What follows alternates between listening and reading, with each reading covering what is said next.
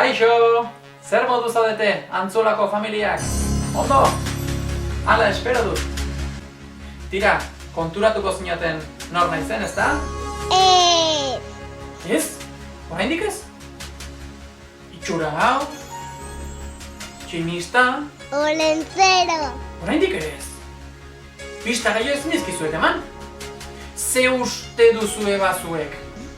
Aitona! Oraindik ere ez, baina, Antzolako hauek horren besteko metodologia eta historia, eta oraindik ez dakizuen hor naizen? Zeus, zu Zeus zara. Eskerrak Marijo dugun. Oso ondo Marijo, bai, Zeus naiz.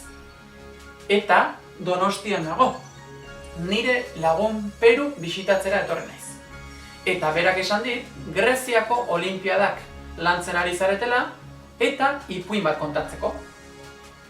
Banik maratoiaren ipuina kontatuko dizuet. Baina horretarako, Atenasera joango gara. Iritsi naiz Atenasera. Oh, Donostian utzi dut nire tximista. Pasan, berriro hemen nago. Eta orain bai. Nire liburua hartu eta ipuinarekin hasiko naiz. Orain 2500 urte inguru, Pertsiar inperioak armada handi bat osatu zuen. Eta Atenas eta Grezia osoa menperatzeko asmoz, maratoneko lautadarantz abiatu ziren. Greziako herritarren artean ikara sortu zen. Eta Filipides Atenastarrak Espartara jo zuen, laguntza eske. Greziako armada indartsuena Espartan zegoen, eta Atenasek laguntza behar zuen, Pertsiarrei aurre egiteko. Filipides iritsi zenean, Esparta Karneas izeneko jaialdi handi batean murgildurik zegoen. 9 egun irauten zuen festak. Eta denbora horretan, Espartako hiritarrek debekatua zuten borroka egitea. Beraz, Espartaren laguntza etzen garaiz iritsiko. Filipidesen misioak porrot egin zuen. Filipides Atenasera esku hutsik itzuli bitartean, hiriak 10.000 soldadu lortu zituen. Aukera politiko eta ideia ezberdinak izan arren, etzen inoiz elkartu horren beste Atenas hiria.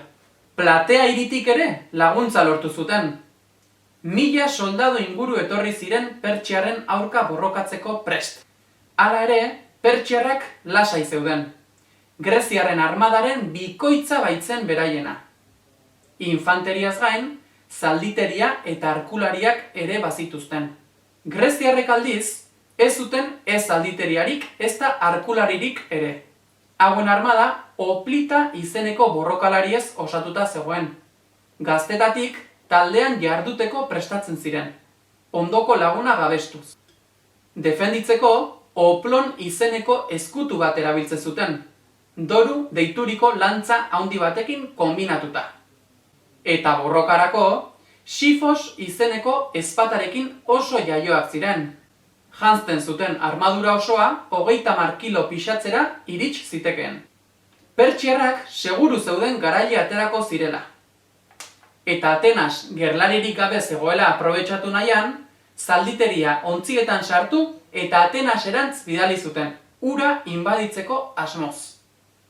Greziarrek 2 aukera zituzten. Atenasera joan eta ura babestu, edo Pertsiarrei aurre egin. Badakizue zein aukeratu zuten? Borroka aukeratu zuten, eta ederki aukeratu gainera. Ustekabean harrapatu baitzituen Pertsiarrak. Oplitak ongi defenditu ziren Pertsiarren gezi zaparradatik. Aldiz, Pertsiarrak ezin izan ziren ongi babestu Opliten 2 metro eta erdiko lantzetatik. Pertsiarrak errenditu egin ziren, eta ihes egin zuten. Oraindik, etzen guda hura bukatu. Ontzietan abiatua zen Pertsiarren zalditeria Atenasera bidean zegoen. Iristea lortzen bazuten, Atenasen geratu ziren hiritarrek, Greziarrak garaituak izan zirela pentsatuko zuten, eta Pertsiarren eskuetan ez erortzeagatik, hiriari su eman eta ihes egingo zuten. Baina ez zen hori gertatu ordea. Pertsiarrak erretiratu bezain pronto, Milziades greziar buruzagiak Filipidesi deitu zion ziztu bizian. Filipides, eginkizun bat duzu. Zeu zara korrikalaririk bizkorrena. Abia zaitez Atenaserantz gure hiritarrei irabazi dugula esatera. Hiria erre baino lehen. Tori, hementxe utziko dizut nire zaldia. Maratonetik Atenaseraino, ia 43 kilometroko bidea dago.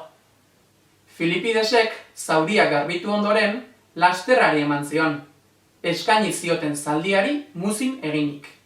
Mendiak igo eta ibaiak zeharkatu behar izan zituen. Bidearen erdian, topatu zituen bi pertsianen aurka borrokatu behar izan zuen. Bi pertsianen aurka ez, txotxolo! Bi pertsiarren aurka borrokatu zen. Baina, azkenean, neke eginda, Atenas ingurura iristea lortu zuen. Bideko oztopo guztiak gainditurik. Atenas arresiko zelatariak zerbait ikusi zuen urrutien balantzaka.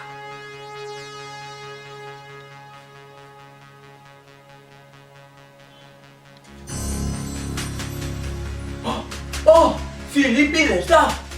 Maratoietik dator, moratoiez beteta! Lagunak, lagundu dezagun! Lagunak iristean, bertan erori zen Ziplo. Ahapeka hause esatea lortu zuen. Irabazi dugu! Filipides, lasterketak gogor horren ondorioz, bertan hil zen.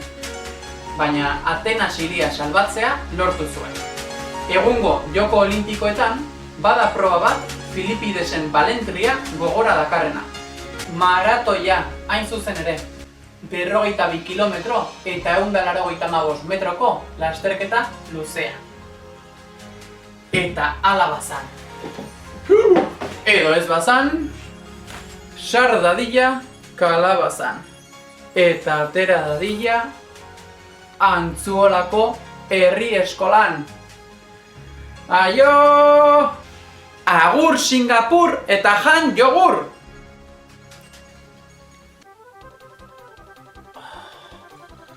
Kaka zarra! Herkules, segi supermerkatura komuneko paper gehioren bila. Venga, tximistaren abiadan!